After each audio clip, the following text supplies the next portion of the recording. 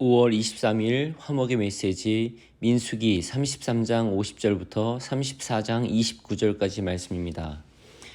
여리고 맞은편 요단 강가 모압 평지에서 여호와께서 모세에게 말씀하여 이르시되 이스라엘 자손에게 말하여 그들에게 이르라.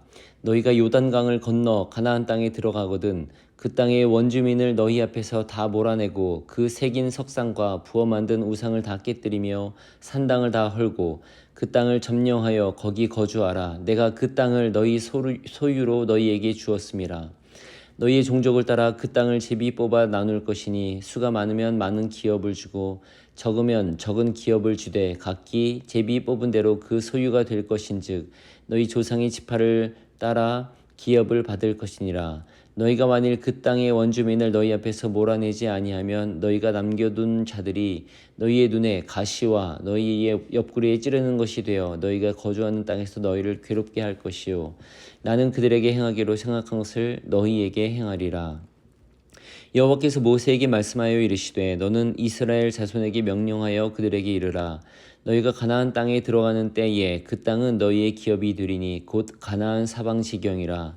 너희 남쪽은 에돔 곁에 접근한 신광야니 너희의 남쪽 경계는 동쪽으로 여매 끝에서 시작하여 돌아서 아그라빔 언덕 남쪽에 이르고 신을 지나 가데스 바네아 남쪽에 이르고 또 핫살 아다를 지나 아스몬에 이르고 아스몬에서 돌아서 애굽 시내를 지나 바다까지 이르느니라. 서쪽 경계는 대해가 경계가 되나니 이는 너희의 서쪽 경계니라.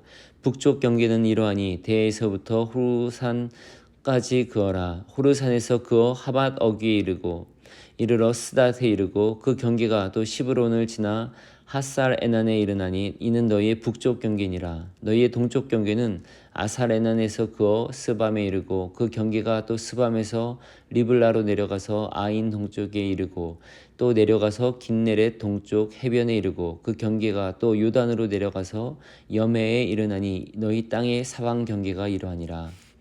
모세가 이스라엘 자손에게 명령하여 이르되 이는 너희가 제비 뽑아 받을 땅이라. 여호와께서 이것을 아홉 지파 반쪽에게 주라고 명령하셨으니 이는 르우벤 자손의 지파와 갓 자손의 지파가 함께 그들의 조상의 가문에 따라 그들의 기업을 받을 것이며 므낫세의 반쪽도 기업을 받았음이라.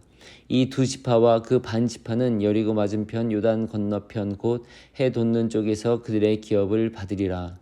여호와께서 또 모세에게 말씀하여 이르시되 너희에게 땅을 기업으로 나눌 자의 이름은 이러하니 제사장 엘르아살과 눈의 아들 여호수아니라. 너희는 또 기업의 땅을 나누기 위하여 각 지파에 한 지휘관씩 택하라.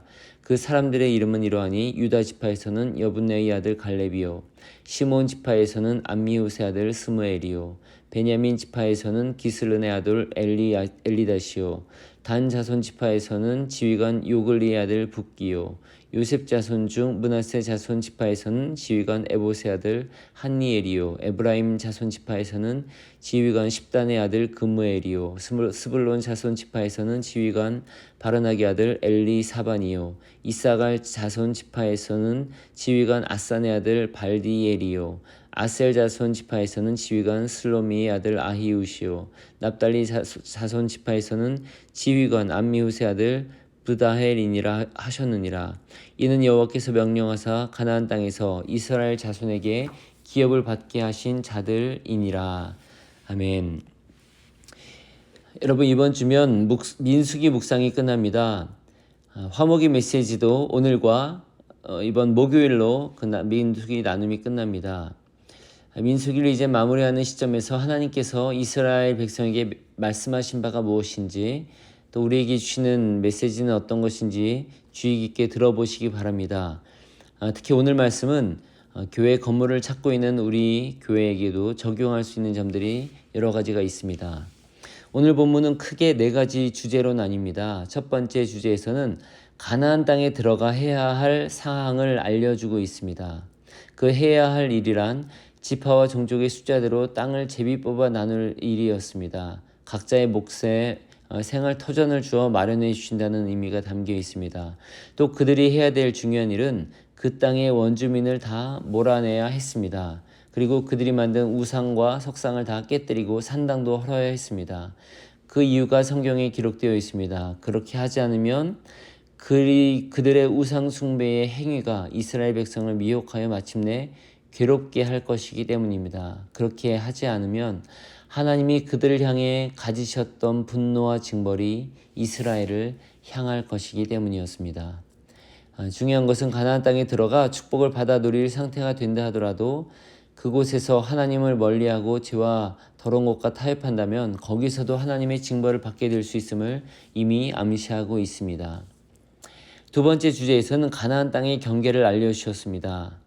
주목해야 할 것은 이스라엘 백성에게 젖과 꿀이 흐르는 가나안 땅을 약속하셨을 때 그 땅이 무한정이 아니라는 사실입니다.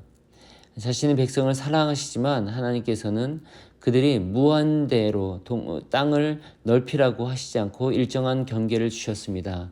하나님이 주신 분복 안에서 누리라는 말입니다. 셋째 주제에서는 요단 동쪽을 기업으로 받은 세 지파에 대한 언급입니다. 방금 전 말씀드린 것처럼 본래 하나님이 계획하셨던 땅의 그 오른쪽 경계가 요단강입니다. 그런데 요단강 동쪽의 땅들에 대해 여러 지파들이 요청을 했고 하나님이 그것을 허락하신 것입니다. 즉 하나님의 계획은 크시고 이미 충분히 준비되셨지만 때로는 하나님의 백성들과 자녀들이 요청할 때 하나님이 그것을 바꾸어 가시기도 함을 볼 수 있습니다. 네 번째 주제는 각 기업을 나눌 때 각 지파의 지휘관을 뽑아 그들에게 알려주시는 장면입니다. 이 중에서 앞에 세 가지를 우리 교회 상황과 연결해 생각해 보겠습니다. 무엇보다 먼저 말씀을 듣던 시점을 고려해 봅니다. 이 이야기를 들을 때 백성들은 가나안을 아직 가보지도 못한 상태입니다. 그들과 앞으로 전쟁을 치러야 될 긴장된 상태였고 그 전쟁이 승리할 수 있을지 또 얼마나 길어질지도 알 수도 없었습니다. 그런 백성들에게 하나님은 가나안 땅에서 그들이 차지할 땅이 얼마만큼이며 또 그곳에 가서 해야 할 일은 무엇인지 매우 구체적으로 알려주고 계십니다. 교회 건물과 장소를 위해 기도하는 우리도 생각해야 합니다. 하나님이 주시기를 기도하고 바라지만 동시에 새로운 장소를 받았을 때 해야 할 일이 무엇인지 준비하고 생각해 두어야 합니다. 우리가 새로운 건물에서 예배드리게 될 때 집중해야 할 일은 무엇일까요? 교회의 본질로 꼭 해야 될 것은 무엇이겠습니까? 풍성한 삶에서 배운 것 같이 세 가지로 정리해 볼 수 있습니다. 예배와 교제와 선교입니다. 이 세 가지 예배와 교제와 선교를 충분히 할 수 있는 것을 미리 준비하고 생각해야 합니다.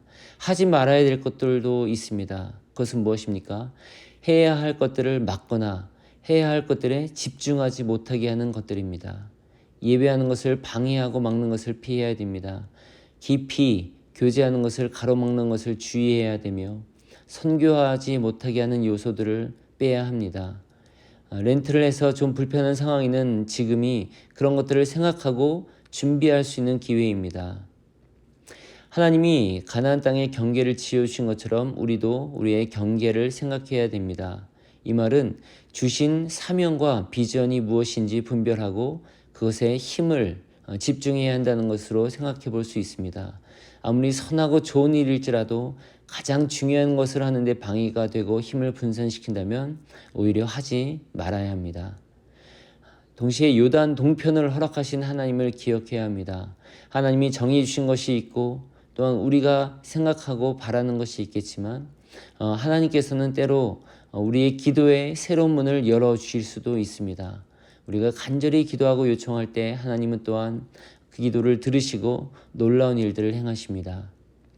리더십의 원리도 있습니다. 하나님의 그리스도의 몸된 교회에도 그 원리가 적용됩니다. 모든 구성원의 의견이 중요하지만 하나님이 세우신 리더십 안에서 그 리더십이 진지하게 서 있고 기도해 나갈 때 리더십들을 신뢰해야 합니다. 함께 힘을 모으고 마음을 모아야 합니다. 저는 믿습니다. 하나님께서 우리 교회에 알맞은 건물을 주시고 새로운 역사를 쓰게 하실 줄 믿습니다. 그러나 동시에 기억합니다.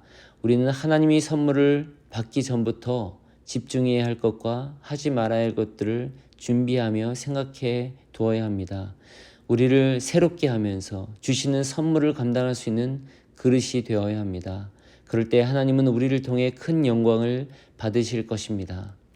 일어나 빛을 발하며 하나님께 모든 영광 올려드리는 우리 교회가 되기를 기도합니다. 일어나라 빛을 발하라 찬양을 붙여드립니다. 일어나라 빛을 발하라. 이는 내 빛이 이르렀고 여호와의 영광이 내 위에 임하였음이니라.